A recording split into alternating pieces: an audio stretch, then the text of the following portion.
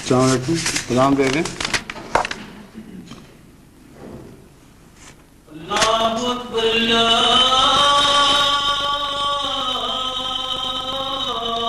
اکبر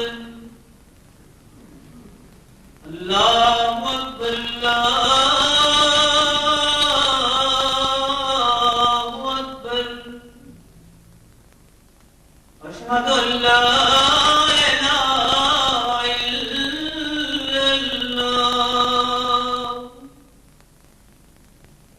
أشهد أن لا إله إلا الله أشهد أن محمدا رسول الله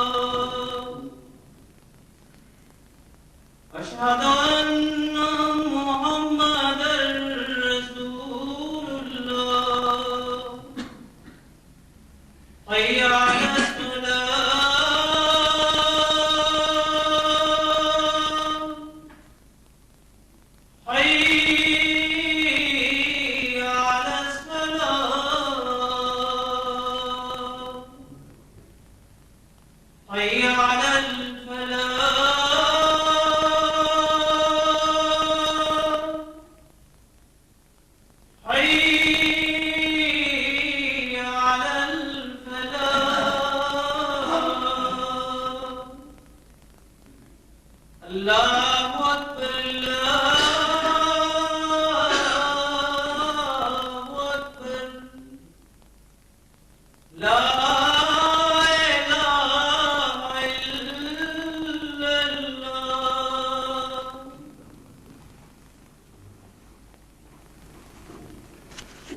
أشهد أن لا إله إلا الله وحده لا شريك له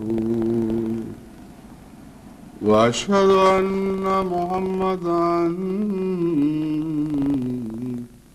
عبده ورسوله أما بعد فأعوذ بالله من الشيطان الرجيم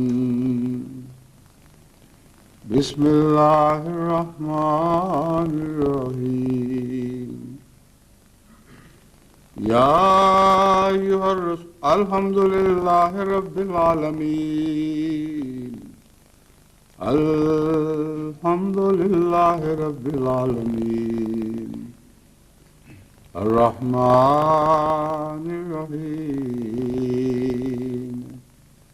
مالك يوم الدين إياك نعبد وإياك نستعين اهدنا الصراط المستقيم صراط الذين أنعمت عليهم غير المغضوب عليهم ولا الضالين.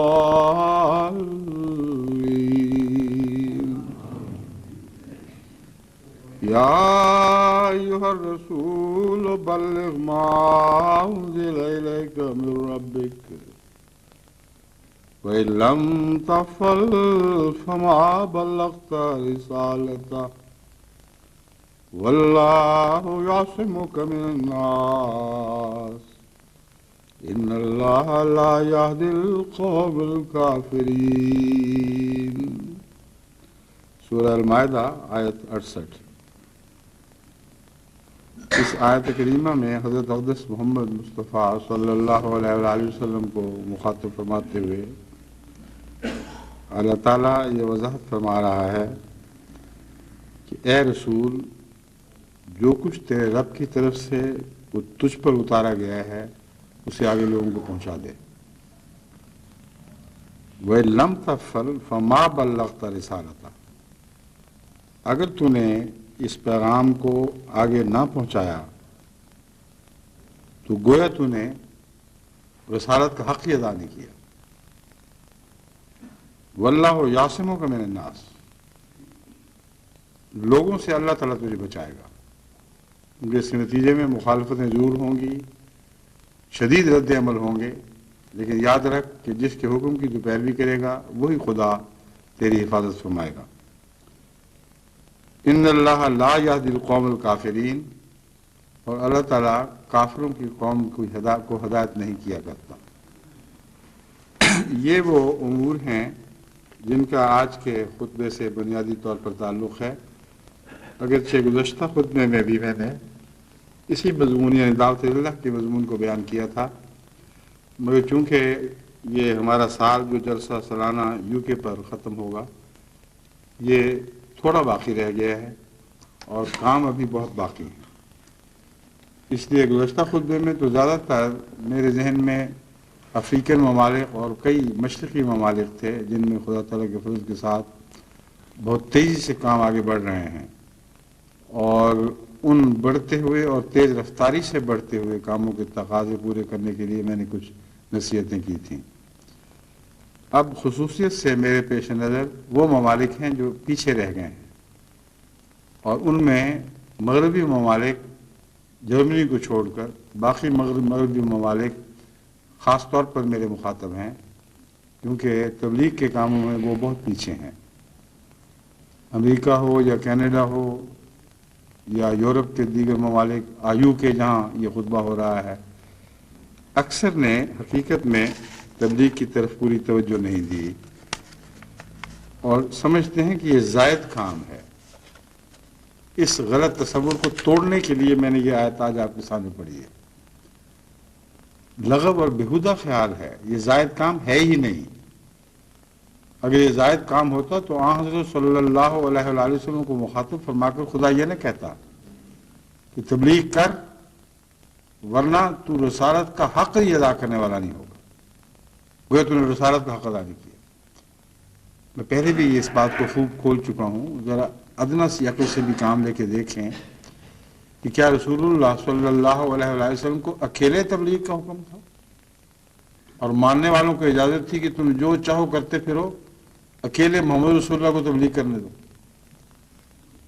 ये तो वैसे ही जलील बात है जैसे मूसा की कौम ने मूसा से कही थी कि जा तू और तेरा रब लड़ते फिरो, यानी हज़रत मूसा और आपके भाई को मुखातिब करते उन्होंने कहा इज़हबा अंता व रब्बुका।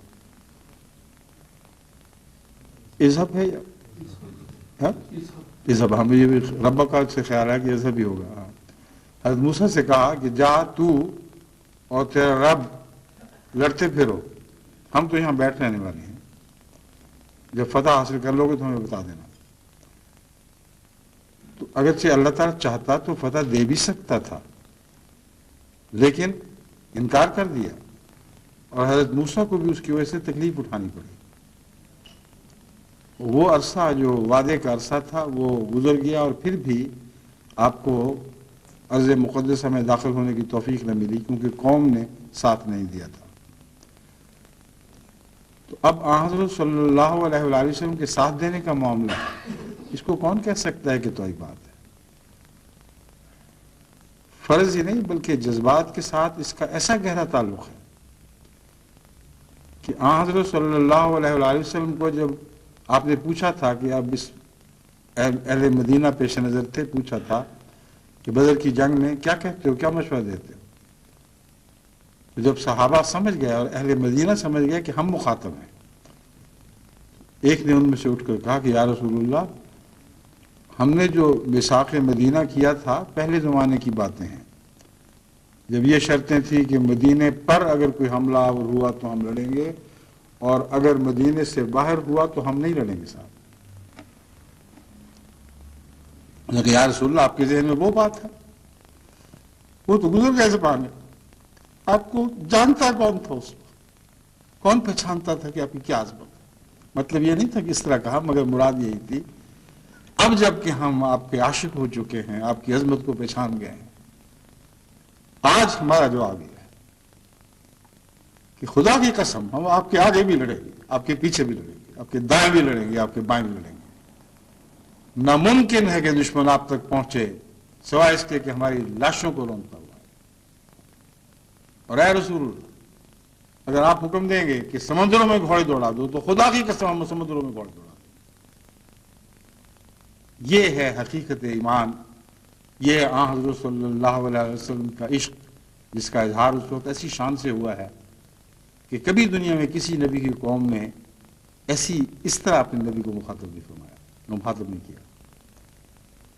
تو وہی ہم ہیں اور وہی محمد رسول اللہ صلی اللہ علیہ وآلہ وسلم.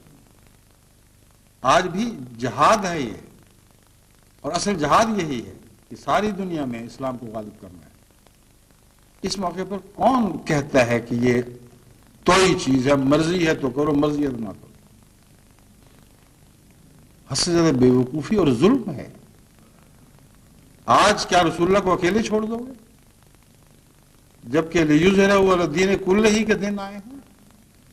جب ساری دنیا پر اسلام کو غالب کرنے کا وقت پہنچا ہے تو کیا پیچھے ہٹ جاؤ گے اور یہ سوچو گے کہ پتہ نہیں ہم مخاطب ہیں بھی کہ نہیں؟ چند تو تبلیغ کر ہی رہے ہیں.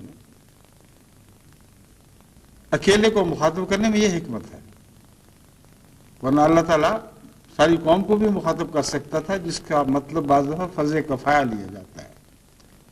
اگر اللہ تعالیٰ حضرت صلی اللہ علیہ وآلہ وسلم کی بجائے مسلمانوں کو عمومی مخاطب کرتا تو لوگ سمجھتے کہ ہم میں سے بعض تو کر ہی رہے ہیں نا، فرض پورا ہو گیا. مگر دو حکمتیں ہیں. ایک رسول اللہ کو ذاتی طور پر مخاطب کرنے کا مطلب ہے کہ تجھ سے زیادہ بڑا کسی کا مقام نہیں، تجھ سے زیادہ مجھے کوئی پیارا نہیں.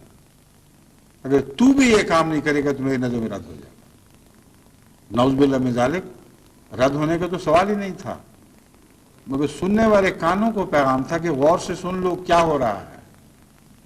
اگر آن حضرت صلی اللہ علیہ وآلہ وسلم جن کی خاطر میں نے کائنات کو پیدا کیا تھا، آپ کو میں مخاطب کر کے کہہ رہا ہوں کہ تبلیغ نہیں کرو گے تو تم رسالت کا حق ادا نہیں کرو گے. اے محمد رسول اللہ کے غلاموں، تو اپنے متعلق سوچ لو کہ تمہارا کیا حال ہوگا، تمہاری کیا حیثیت ہوگی اگر تم نے محمد رسول اللہ کا پیغام آگے نہ پہنچایا تو تم کس شمار میں ہوگے. دوسرے واحد کے صیغے میں مخاطب فرمایا ہے، جس کا مطلب ہے ہر شخص، ہر فرد بشر مخاطب. کوئی یہ نہ کہہ سکے کہ قومی طور پہ فریضہ ہے. محمد رسول اللہ کا نام لے کر مخاطب کر کے فرمایا تم ہو میرے مخاطب. وہ آپ کی ذات کے تعلق سے جو بھی حضرت صلی اللہ علیہ وآلہ وسلم کی غلامی کا دم بھرتا ہے وہ ہر ایک مخاطب ہوتا چلا جاتا ہے، ایک بھی اس سے باہر نہیں رہتا. اور سب سے پہلے تو اہمیت سمجھیں. کئی لوگ مجھ سے پوچھتے ہیں، کہتے ہیں جی، بعض لوگ کہتے ہیں جی ٹھیک ہے تبلیغ ہو رہی ہے، جماعت کر رہی ہے، تو ہمارا بھی حصہ سمجھ لیں بیچ میں. آپ کا حصہ نہیں ہے.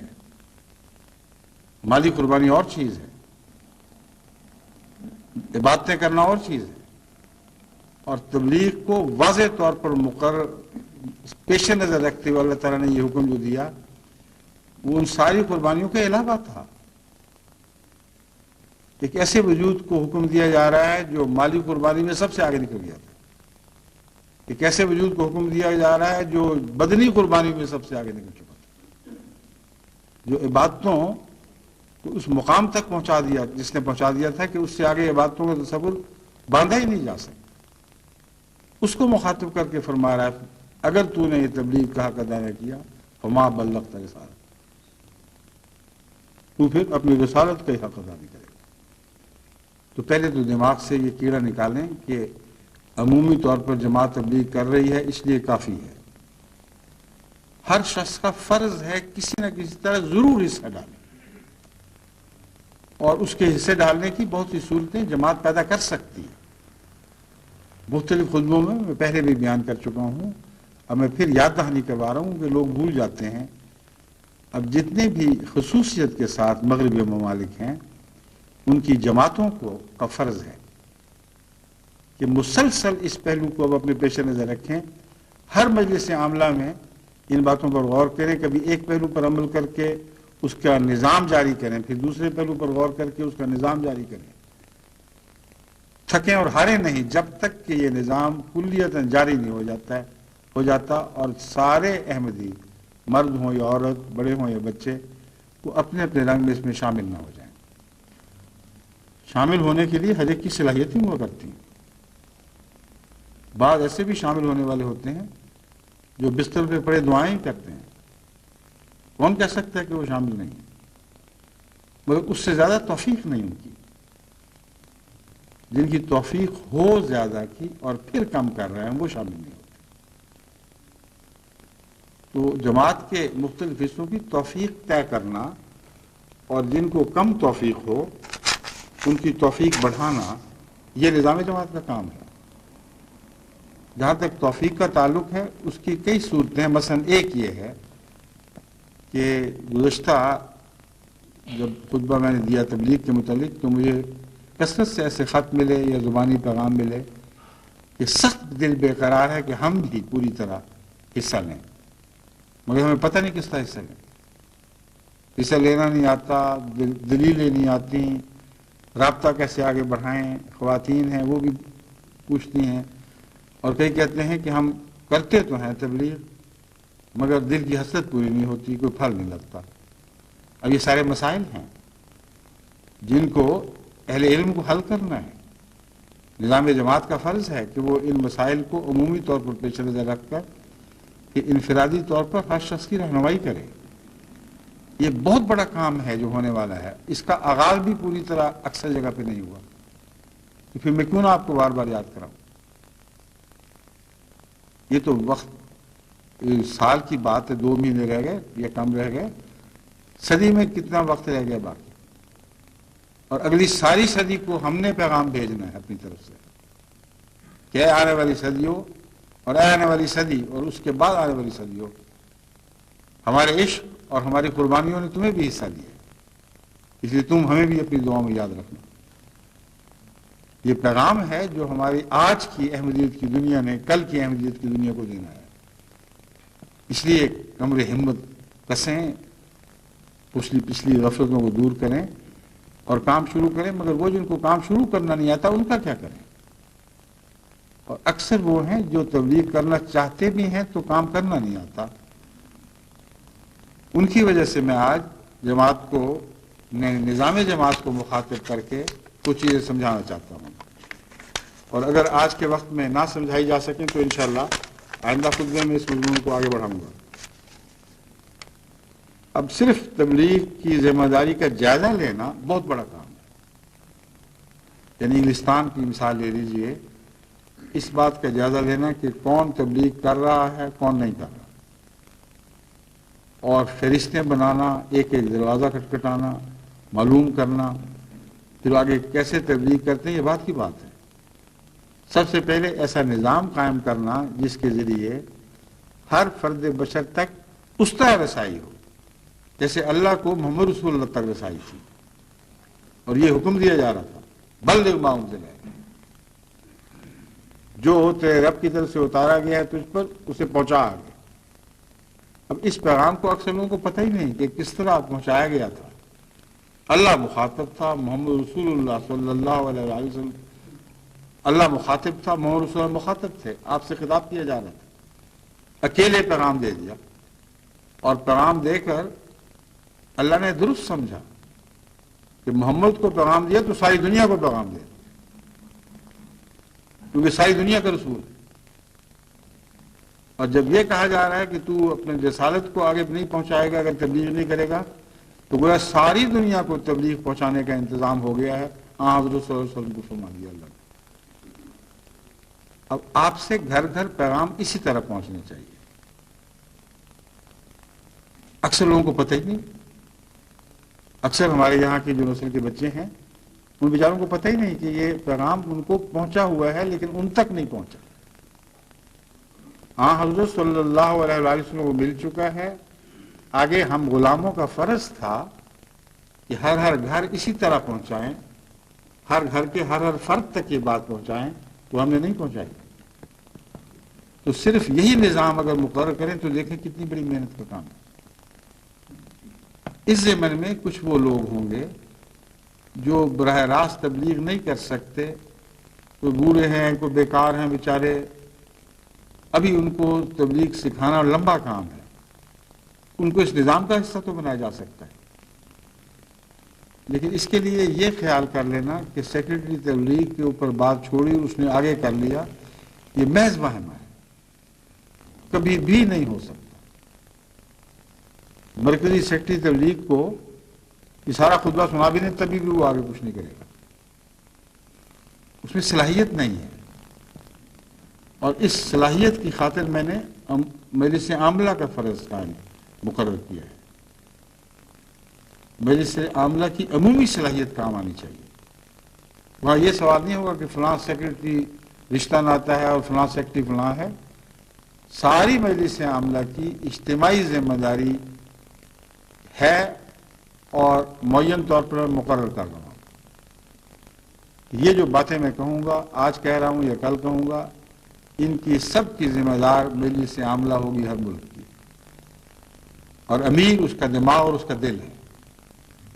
اس لیے امیر کا فرض ہے کہ وہ ان باتوں کو آگے جاری کرنا شروع کرے، اور یہ ایک دن میں جاری نہیں ہو سکتی،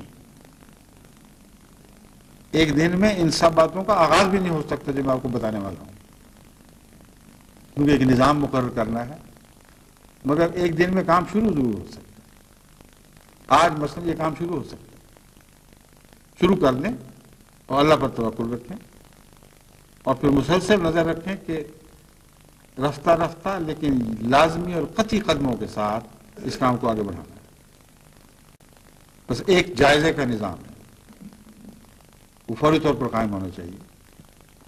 اور اس جائزے کے نظام سے تعلق میں یہ بتا دیتا ہوں کہ میں نے الگ الگ خدا انصار اللہ لجنہ یہ تقسیمیں نہیں ہونے دینی اس کام میں، کیونکہ بہت دفعہ اس طرح کام بگڑ جاتے ہیں، کوئی انصار کے پلے پڑ گیا، کوئی خدام کے پلے پڑ گیا، کوئی اطفال کے، اور اپنے اپنے رنگ میں وہ غلطیاں بھی کرتے رہتے ہیں اور بعض دفعہ ہلکی باتیں کر دیتے ہیں۔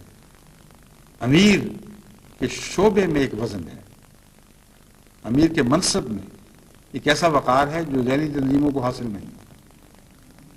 اس لیے امراء کا فرض مقرر کر رہا ہوں، وہ مجلس عاملہ پر بیٹھیں اور چاہیں تو خدام سے آدمی لیں، چاہیں تو انصار سے آدمی لیں۔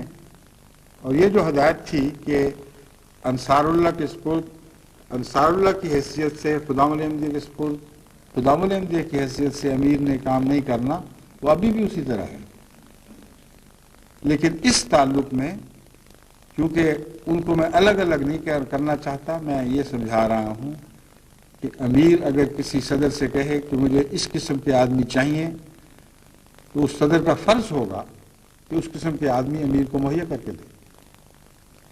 اور جہاں تک کریڈٹ کا تعلق ہے، یہ فضول اور ہلکی باتیں ہیں کہ خدا الاحمدیہ نے کریڈٹ لے لیا، لجنہ نے کریڈٹ لے لیا، کریڈٹ تو اللہ دیا کرتا ہے۔ اور جو بھی اخلاص سے خدا کے حضور اپنی جان پیش کرتا ہے، اپنا مال پیش کرتا ہے، اپنی عقل پیش کرتا ہے، اس کو ساتھ ساتھ کریڈٹ مل رہا ہے۔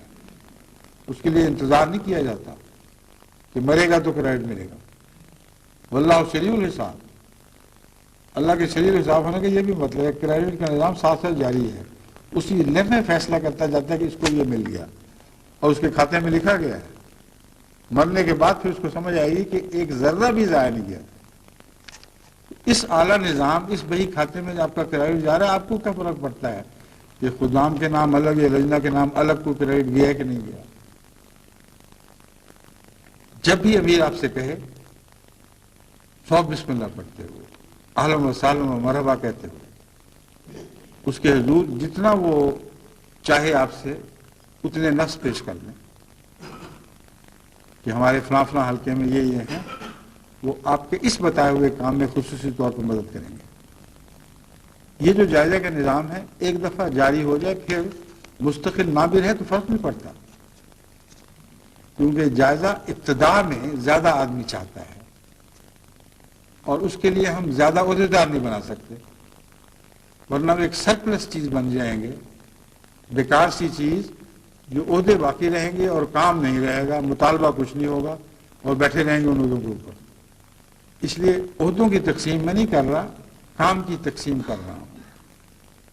امیر مانگے گا آدمی کہ مجھے سارا جائزہ، سارے ملک کا جلدی سے جلدی جائزہ چاہیے، اور اس کے لیے مجھے اس نوع کے آدمی چاہیے، اور پھر امیر ان کو بتائے گا کہ تم نے، یعنی وہ آدمی مقرر کرے گا جن کو ان کے اوپر نگران بنایا جائے گا۔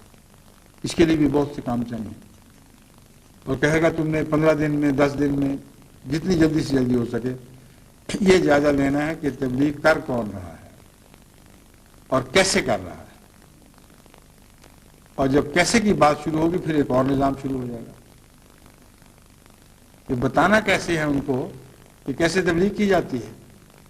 اکثر لوگ تو کہتے ہیں ہمیں حاضر ہیں جی بتاؤ کس طرح تبلیغ کرنا، لیکن جب آپ تبلیغ کرنے کی خواہش رکھنے والوں کا جائزہ لیں تو وہاں آپ کو پتہ چلے گا کہ کتنا بڑا سکون ہے۔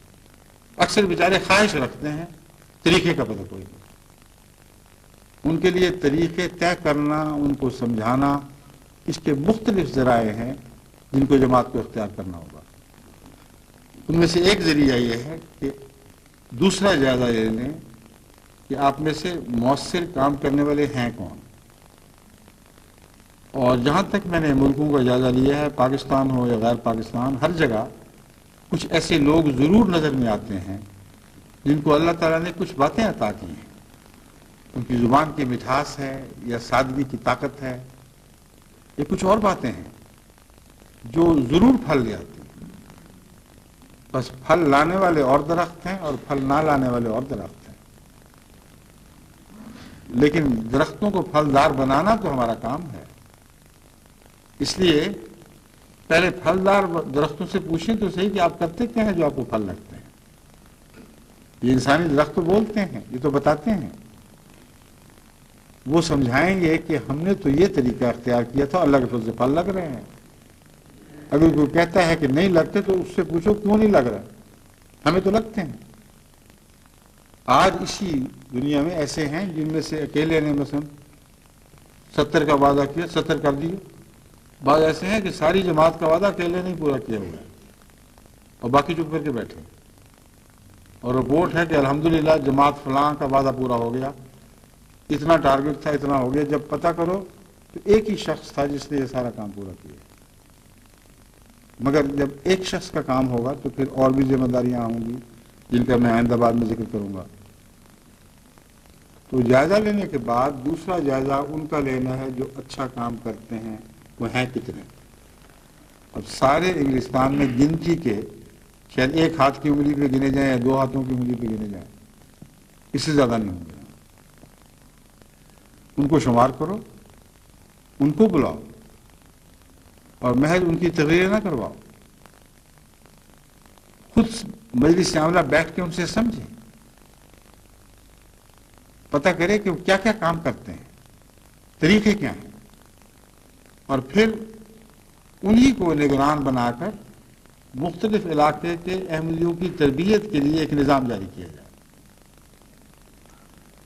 سارے کامیاب مبلغ اپنے ساتھ کچھ لوگوں کو لگائیں، اور جن لوگوں کو لگایا جائے یہ وہ ہوں جو اس فہرست میں سے چنے جائیں گے جو پہلے تیار ہوں گے، اور ان میں جو جوش رکھنے والے، محبت رکھنے والے، پرخلوص لوگ ہیں پہلے ان کو پکڑیں۔ جو بھی بیچارے بالکل ہی بے جان سے ہیں، جن میں بھی نئی نئی جان ڈالی جا رہی ہے، ان پر بوجھ نہ ڈالیں۔ جب ایک جگہ سے ایک پودا دوسری طرف منتقل کیا جاتا ہے تو اسی وقت تو نہیں اس کو پھل لگ جایا کرتا، اسی وقت اس پہ بوجھ نہیں ڈالے جاتے، بلکہ بڑی احتیاط کی جاتی ہے۔ ہمارے پاکستان میں جب میں ذمہ داری خود کیا کرتا تھا تو چاولوں کی پنیری ایک جگہ سے دوسری جگہ منتقل کرتے تھے۔ شروع کے کچھ دیر جب تک وہ پودا جڑیں نہ پکڑ جائے اس کی بڑی احتیاط کیا کرتے تھے، کسی بچے کو بھی اندر نہیں گھسنے دیتے تھے، کیونکہ جہاں پاؤں پڑا وہاں وہ ختم ہو گئے۔ تو یہ وہم ہے کہ وہ لوگ جن کی فہرست بنائی جائے گی، جن کو آپ اس نئی فہرست میں یعنی تبلیغ کرنے والوں میں داخل کریں گے، پہلے ہی دن ان پر سارے بوجھ ڈال دیے جائیں، یہ نہیں ہو سکتا۔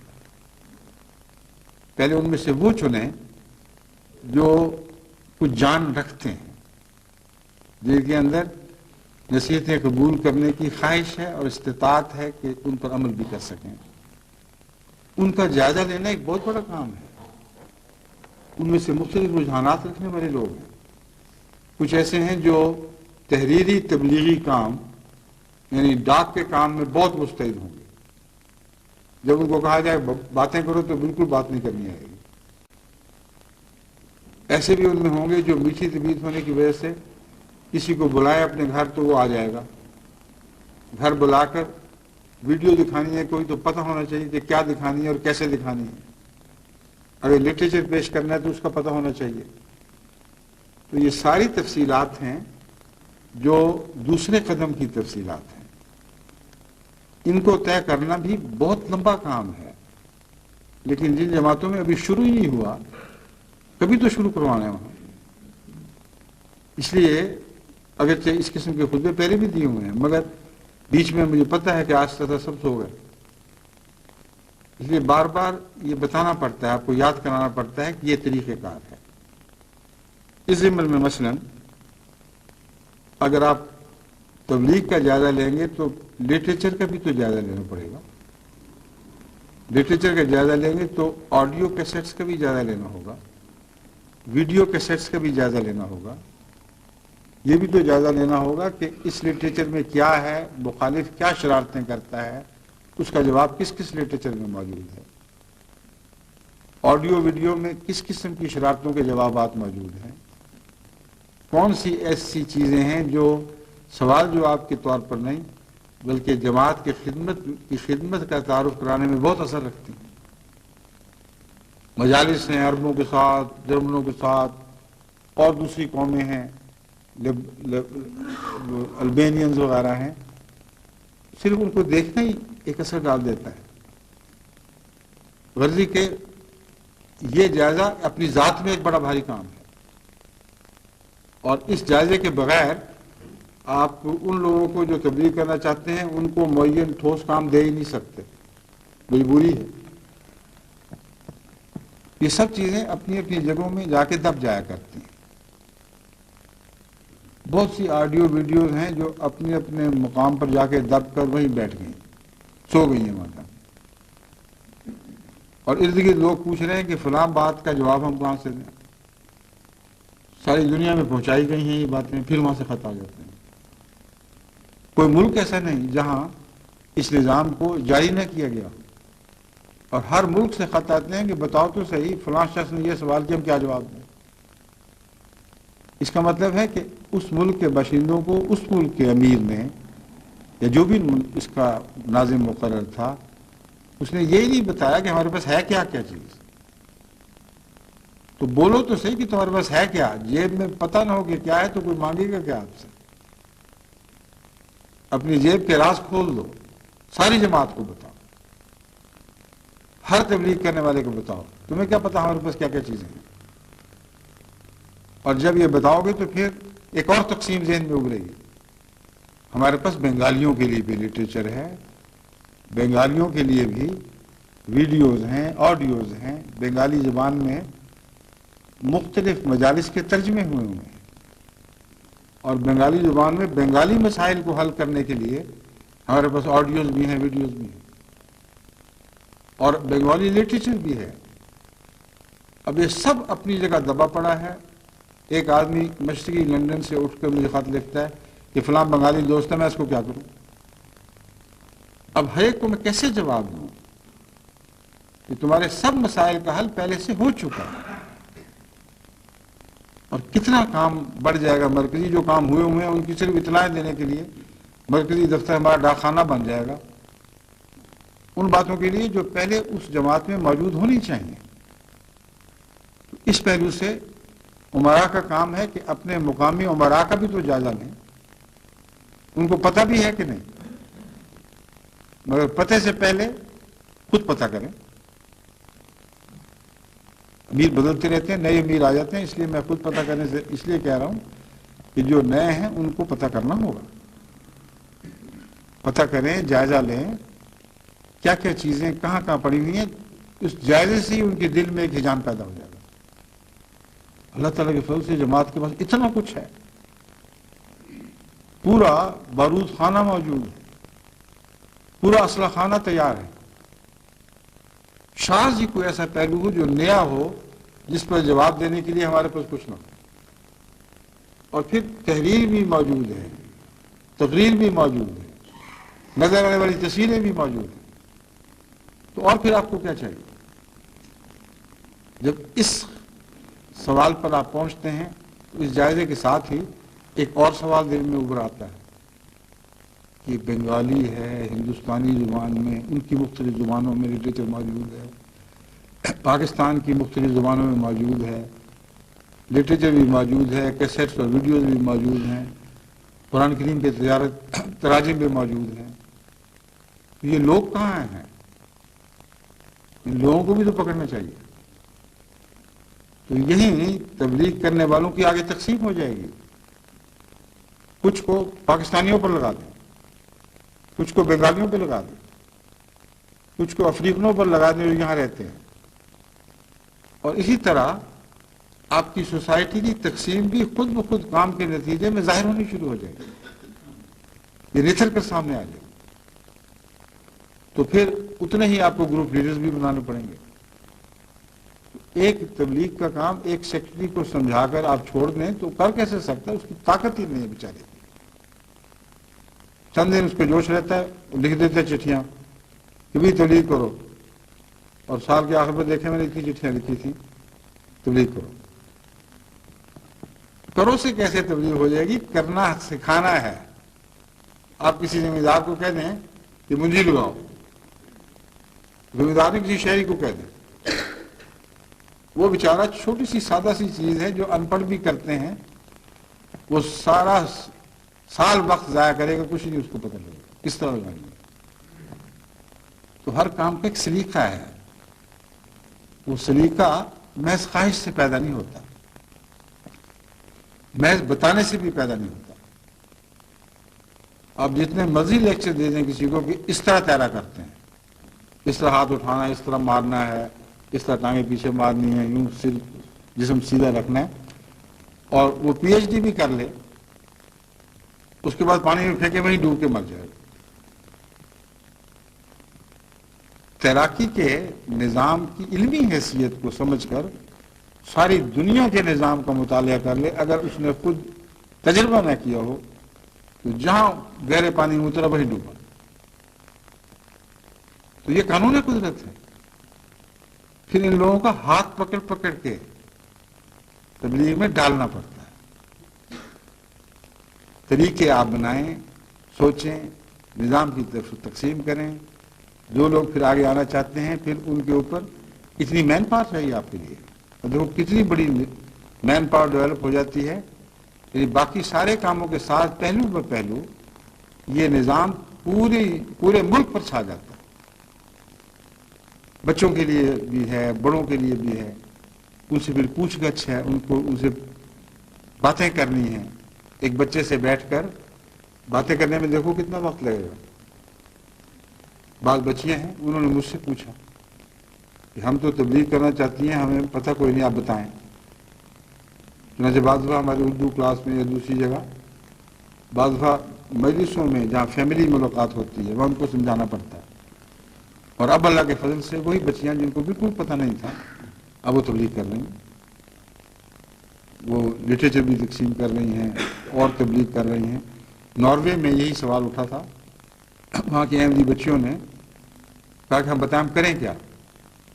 ان کو میں نے سمجھایا کہ یہ تو اتنا سا تو کام کرو کہ نارویجن زبان میں ایک مضمون لکھو چھوٹا سا، اور پھر مجھ سے چیک کروا لو، اور سارے اسکولوں میں بھی اور ان کو کہو کہ ہمارے پاس یہ چیزیں ہیں.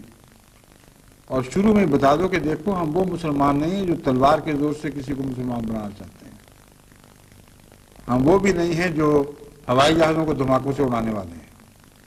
ہم وہ بھی نہیں ہیں جو یہ سمجھتے ہیں کہ تلوار کے زور سے دلوں کو تبدیل کیا جا سکتا ہے. ہم وہ ہیں جن کو تلوار کے زور سے تبدیل کرنے کی کوشش کی گئی ہے، مگر گردنیں کٹوا دی ہیں، تبدیل نہیں ہوں گی. تبدیل دماغ سے ہوں گے، تبدیل دلیل سے ہوں گے. یہ تعارف تو کراؤ پہلے، اور پھر پوچھو کہ کتنے دلچسپی لیتے ہیں. ان کو کہو ہماری خواہش ہے کہ آپ کو مثلا مفت قرآن کریم آپ کی لائبریری میں رکھوا دیں.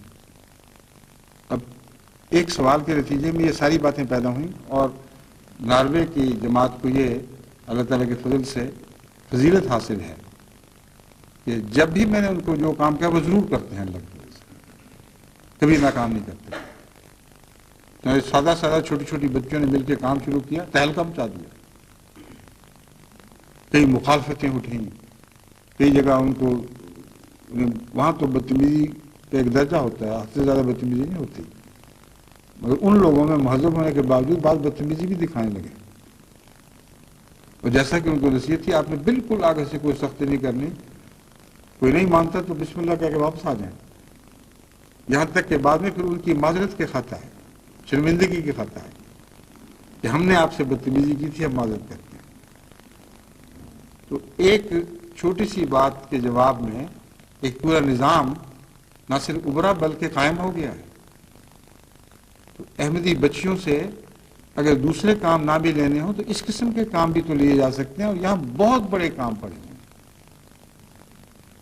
یہاں جتنے اسکول ہیں ان کی لائبریریاں ہیں، ان تک سلسلے کا بنیادی لٹریچر پہنچانا اتنا بڑا کام ہے کہ اس کی جماعت کو اس وقت توفیق نہیں، لیکن اس کام کو اگر آپ مہینوں میں بانٹیں، سالوں میں بانٹیں اور شروع کر دیں تو پھر ہو سکتا ہے۔ مثلا قرآن کریم انگریزی، حضرت مولوی شیر علی صاحب کا قرآن کریم دنیا کا بہترین ترجمہ ہے، وہ عرب بھی مجبور ہیں یہ کہنے پر کہ یہی بہترین ترجمہ ہے، سعودی عربین بھی یہ کہنے پر مجبور ہیں کہ یہی بہترین ترجمہ ہے۔ بزرگ انسان تھے، سادہ تھے، نیک تھے، ہر ترجمے آیت کے ترجمے کے ساتھ دعائیں مانگی ہوئی تھی، اور عظیم الشان ترجمہ کی توفیق ملی ہے۔ آج تک کوئی دنیا کا مترجم اس ترجمے سے بہتر ترجمے کا دعویٰ کر ہی نہیں سکا۔ یہ قرآن کریم پھیلانا ہے مسئلہ۔ دیکھیں کتنے یہاں ہزارہا اسکول ہیں اور یونیورسٹیوں کے آگے شعبے ہیں، اور ہر اسکول کے ساتھ مختلف شعبے بھی وابستہ ہیں۔ ہزارہا جو میں نے کہا ہے، میرے نزدیک اگر صرف تعلیمی لائبریریوں کو آپ دیکھیں جو چھوٹی چھوٹی لائبریریاں ہیں، یا ان کے ساتھ دوسری لائبریریوں کو ڈال دیں جو حلقوں کی لائبریریاں ہیں، تو کم سے کم 50,000 لائبریری انگلستان میں نکلے گی، کم از کم۔ اس سے زیادہ ہو تو ہو، کم نہیں ہو سکتا۔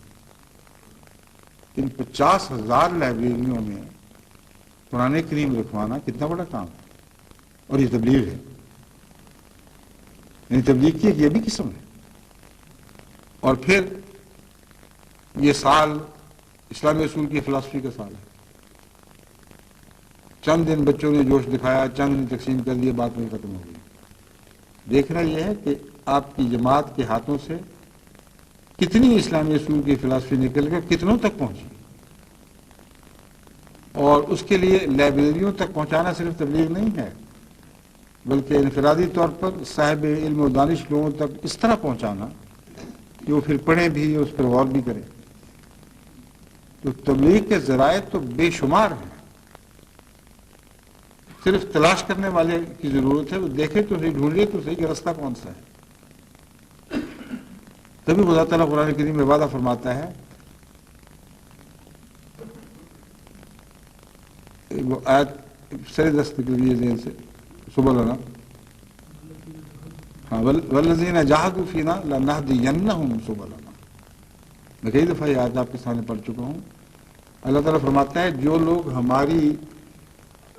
ہمارے بارے میں جہاد کرتے ہیں، یعنی ہمیں تلاش کرتے ہیں، لنہدینہم سبلنا،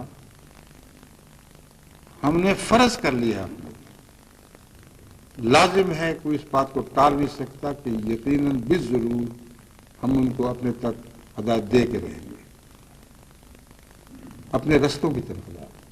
اب رستہ تو صراط مستقیم ایک ہی ہے نا، یہ مراد ہے رستوں سے، یعنی صراط مستقیم تک اگر پہنچنا ہے تو تبلیغ یا دوسرے جتنے بھی نیکی کے رستے ہیں، چھوٹے چھوٹے مختلف راہوں میں بٹے ہوئے ہیں، ان میں سے جس رستے پر آپ چلیں گے اور دعا کریں گے اللہ تعالیٰ آپ کا ہاتھ پکڑ لے گا۔ ایک رستہ ان میں سے یہ ہے کہ لائبریریوں تک بات پہنچائی جائے، دوسرا رستہ یہی کتاب اہل علم و دانش تک اس سال کے ختم ہونے سے پہلے پہنچا دی جائے۔ انگلستان کی جماعت میں اگر 1,00,000 کتاب تقسیم کرنے کا فیصلہ ہو تو یہ زیادہ نہیں ہے، مگر فیصلہ ہوگا پھر آئے گا کہاں سے، روپیہ کہاں سے آئے گا، پھر وہ تقسیم کیسے ہوگا۔ اگر اس نظام کو قائم کیے بغیر آپ بڑی بات کر لیں گے، بڑی چھلانگ لگا دیں گے، ایک اسلام کی جماعت کی طرف سے 1 لاکھ کا آرڈر لے لیں، ہمیں 1 لاکھ کتاب دے دیں، تو یہ آرڈر لینا بھی بیوقوفی ہوگا، کیونکہ مجھے پتہ ہے کہ اس نے پھر کہیں نہ کہیں ڈمپ ہو جانا ہے۔ جو چیز آتی ہے اس کے اخراج کا بھی نظام ہوتا ہے، اگر اس کے اخراج کا اور اس کی صحیح جگہ پر رہ کر صحیح حالت پر قائم رہنے کا نظام نہ ہو تو یہ ساری کوششیں بیکار ہو جاتی ہیں۔ بس لٹریچر میں سے ابھی 1-2 باتیں میں نے آپ سے کہی ہیں، باقی سارا لٹریچر موجود ہے، کہاں کہاں پڑا ہوا ہے، کہاں کہاں پہنچائیں گے، کن کن جگہوں پہ لکھوائیں گے، یہ سارا ایک نظام بننے والا ہے۔ بنگالی لٹریچر تو کہاں رکھا جائے گا، لوگوں کو پتہ ہونا چاہیے، ہر بنگالی تبلیغ کرنے والے کو پتہ ہونا چاہیے فلان جگہ میرا مواد موجود ہے۔ میرا صرف اتنا کام ہے کہ اپنے امیر یا اپنے مقامی صدر سے کہوں یہ چیزیں مجھے مہیا کر دو، اور پتہ ہونا چاہیے کہاں سے ملتی ہیں، اور ہر شعبے کے انچارج کو ہی نہیں، ہر صدر کو، ہر امیر کو معلوم ہونا چاہیے، خواب اس شعبے کے انچارج براہ راست ہو جانا کہ میرے شعبوں میں جو سارے شعبے دراصل امیری کے ہوتے ہیں ان میں یہ چیز فلان جگہ ہے، یہ چیز فلان جگہ ہے، اس کا باقاعدہ نظام لکھا ہوا سامنے چارٹوں کی صورت میں لٹکا ہو یا نہ لٹکا ہو۔ ایک امیر کا دماغ زندہ رہنا چاہیے، اس کی عمومی نظر رہنی چاہیے کہ جس وقت مجھے جو چیز چاہیے چٹکی بجاتے میں حاصل کروں۔ دراصل یہی وہ نظام تھا جس کی طرف حضرت سلیمان کے زمانے میں قرآن کریم نے اشارے کیے اور سمجھنے والے سمجھے نہیں۔ ہر چیز کے لیے حضرت سلیمان نے ایسا نظام قائم کیا ہوا تھا اور ایسے آدمی مقرر تھے کہ گویا جب وہ ضرورت پڑتی تھی چٹکی بجاتے میں حاضر کرتے ہیں، آنکھ جھپکنے میں حاضر کرتے ہیں، یہ محاورہ تھا۔ ایسے صاحب علم تھے جن کو صنائی کے اوپر مہارت حاصل تھی، ان صاحب علم لوگوں میں سے ایک نے دعویٰ کیا، آپ نے فرمایا ہاں، اس نے گویا دیکھتے دیکھتے حاضر کر دیا، یعنی ایک ایسا تخت بنا دیا جو ملکہ سبا کے تخت سے اتنا مشابہ تھا کہ جب اس نے دیکھا تو اس نے کہا کاننا ہو، یہ نہیں کہا وہی ہمارے گھر سے چوری ہوا ہے، اس نے کہا ایسا مشابہ ہے کہ گویا وہی ہے۔ تو یہ نظام کا کام ہوا کرتا ہے، اور اللہ تعالیٰ نے اس نظام کی مثالیں قرآن کریم میں ہمیں سمجھا دی ہیں۔ تو امیر کے لیے ایک دفعہ نظام بنانا مشکل کام ہے، نظام پر کاشی ڈالنا مشکل کام ہے، ایک دفعہ ڈال بیٹھے تو پھر مزے ہی مزے ہیں، کیونکہ پھر اس کا سارا وقت مصروف تو رہے گا مگر ان باتوں میں مصروف رہے گا جو گویا اس کی انگلی کی نوکوں پر لکھی ہوں گی، بے چینی نہیں پیدا ہوگی۔ کام جتنا بڑھے گا اس کو پتہ میں نے فلان جگہ فلان آدمی کے سپورٹ کام کرنا ہے، فلان جگہ فلان آدمی کے کام سپورٹ کرنا ہے، یہ کام اس طرح ہوگا، وہ کام اس طرح ہوگا، ذہن پوری طرح منظم ہو چکا ہوگا، اور اسی کا نام قرآن کریم میں فاستویٰ علی العرش بیان کیا گیا۔ اللہ تعالیٰ نے 6 دن لگائے، اور اللہ کے دن بہت بڑے بڑے دن تھے، ساری کائنات کا نظام پیدا کیا ہے، اس میں کوئی ذرہ بھی باقی نہیں چھوڑا۔ اس نظام کے کسی ایک چھوٹے سے حصے پر بھی آپ غور کریں تو آپ اس کا احاطہ نہیں کر سکتے۔ اللہ کی شان دیکھیں، اس تفصیل کے ساتھ سارے نظام بنائے ہیں، تب فرمایا ثم استویٰ علی العرش کہ یہ اس کا عرش تھا، یہ اس کی کائنات تھی، وہ اس کا بادشاہ تھا، وہ اس کائنات کے تخت پر بیٹھا۔ مراد یہ نہیں کہ نکما بیٹھا، نعوذ باللہ، مراد یہ کہ نظام مقرر ہو گیا، اب ہر چیز کے لیے ایک صورت ہے حل ہونے کی، ایک قاعدہ ہے جس کی روح سے وہ معاملہ حل کیا جائے گا اور آگے بڑھایا جائے گا، اور اس کے لیے بے انتہا سوچ کی اور تدبر کی ضرورت تھی۔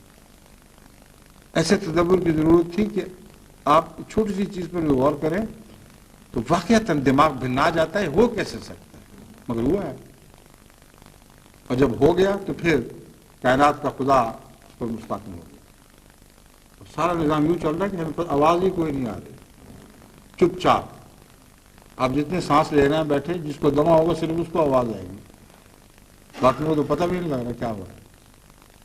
اور ہر سانس کے ساتھ جو آگے نظام وابستہ ہیں، اگر میں کھولوں تو آپ حیران رہ جائیں۔ ہر سانس کے ساتھ جو آپ آکسیجن لے رہے ہیں، اس آکسیجن کے خطروں سے خدا تعالیٰ نے آپ کو کیسے بچایا ہوا ہے؟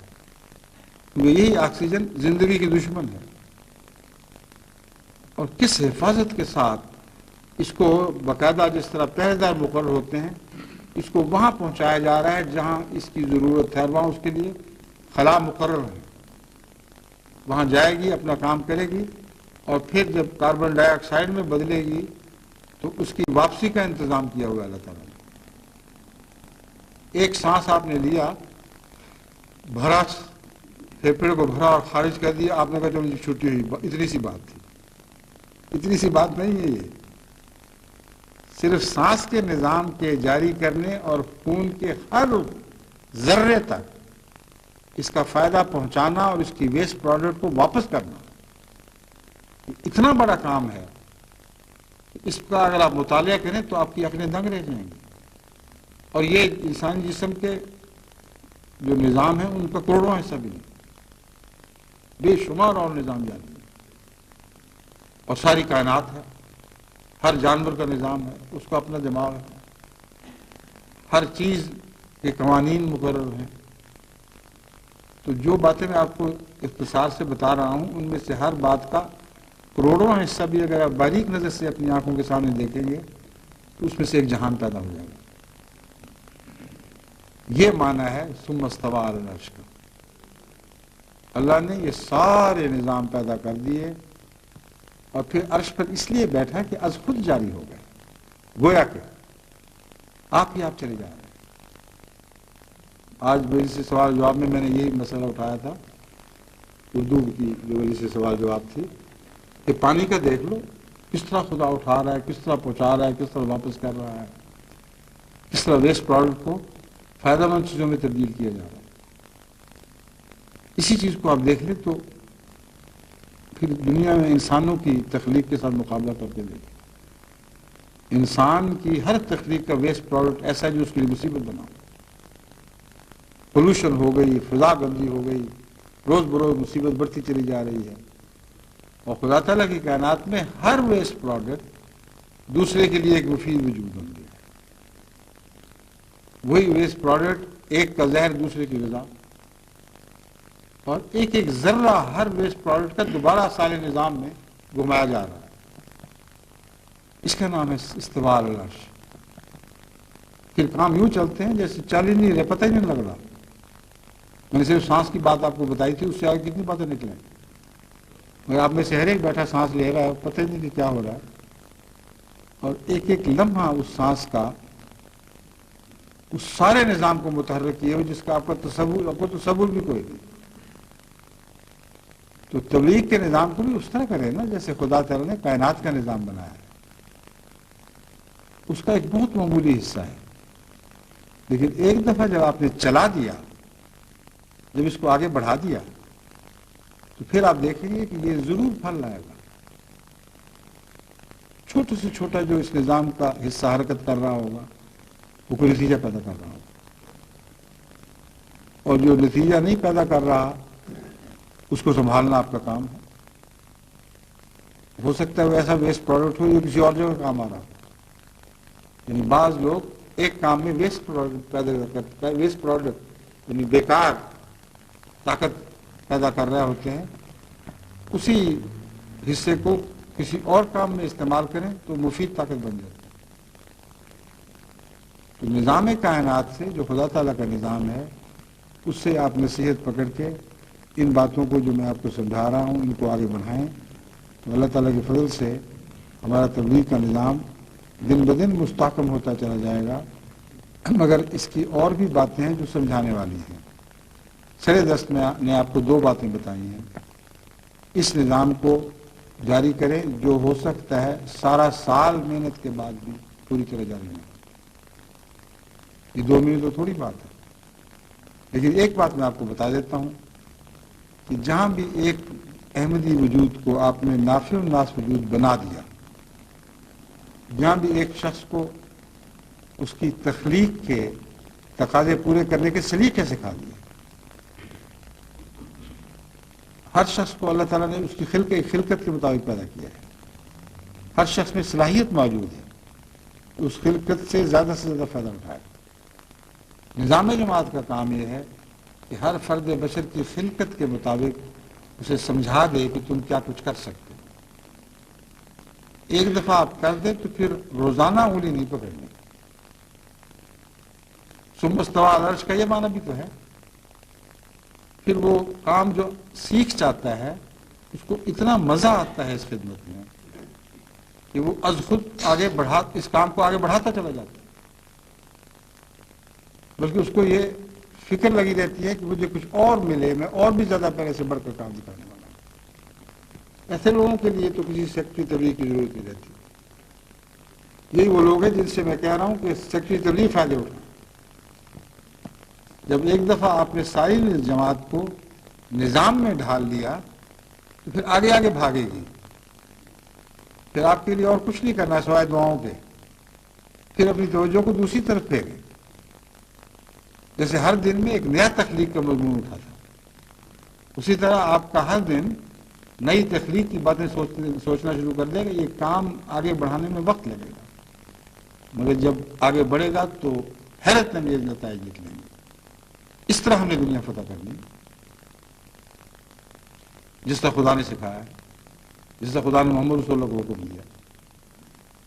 ان باتوں کو بھلا کر نظام کائنات سے منہ موڑ کر آپ دنیا کا ایک گلی بھی فتح نہیں کر سکتے، اپنا گھر بھی فتح نہیں کر سکتے، اپنی اولاد کی بھی تربیت نہیں کر سکتے. اللہ تعالیٰ ہم نے اس بات کی توفیق عطا فرمائے کہ اس طرح ہم اپنے کاموں کو منظم کر لیں اور ہر امیر کو علم ہو کہ آج میرا دن کل کے دن سے بہتر ہے. آج پہلے سے بڑھ کر میں خدا تعالیٰ کے فضل کے ساتھ ان فرائض کو بہتر رنگ میں سر انجام دینے کی طاقت رکھتا ہوں. اور دعائیں نہ بھولیں، وہ میں ساتھ ساتھ یاد کراتا رہوں گا. ہر کام دعا کے ساتھ آسان ہو جایا کرتا ہے. دعا کے بغیر ہر اعلیٰ سے اعلیٰ تدبیر بھی بیکار چلی جاتی ہے. یعنی روحانی دنیا میں دعا کو مسبب الاسباب ہونے کا مقام حاصل ہے. اس کے ساتھ اب میں اس خطبے کو ختم کرتا ہوں. ایک بات حضرت سید امیر آپا کے متعلق میں بیان کرنی چاہتا ہوں. اب سید نعیم احمد صاحب کے بھائی واپس تشریف لائے ہیں، ان سے باتیں ہوئیں. ان کو علم نہیں تھا بہت سی باتوں کا کہ کس طرح باریک چیزوں کا خیال رکھتے ہوئے ہم نے اس کام کو آگے بڑھایا. اور اللہ تعالیٰ نے ان کو ایسے وقت میں وفات دی ہے کہ ان کی دنیا کے سارے کام ایک عمدہ نظام کی صورت میں چل چکے ہیں. ہر چیز کا خیال رکھا جا چکا ہے. لیکن اس بارے میں یہ بات سمجھانی چاہتا ہوں. بہت سی باتیں ہیں جو میں اس وقت مناسب نہیں سمجھتا جماعت کے علم میں لانا، مگر بہت ایسے مواقع آئے تھے جب اللہ تعالیٰ کی طرف سے اطلاع تھا مگر خدا نے ان اطلاع کو حل فرما دیا اور ان کا خود خیال رکھا.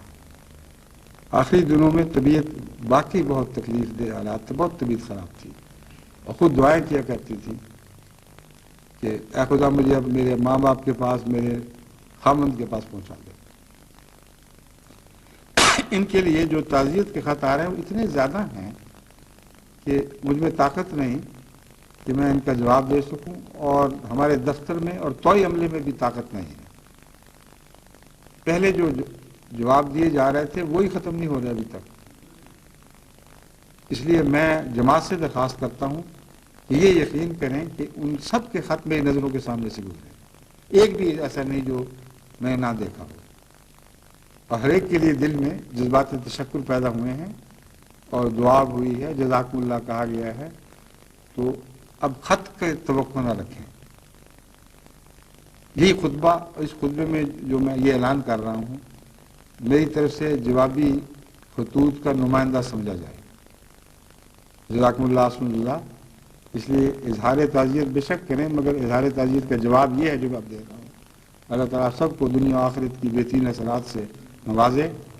حضرت سید امیر آپا کی درجات کو ہمیشہ بلند فرماتا رہے، اور ان کے وہ کام جو نیکی کے کام ابھی ہونے والے باقی ہیں ان کو پوری طرح سے انجام دینے کی مجھے اور جو بھی اس میں ملوث ہے ان کو توفیق عطا فرمائے.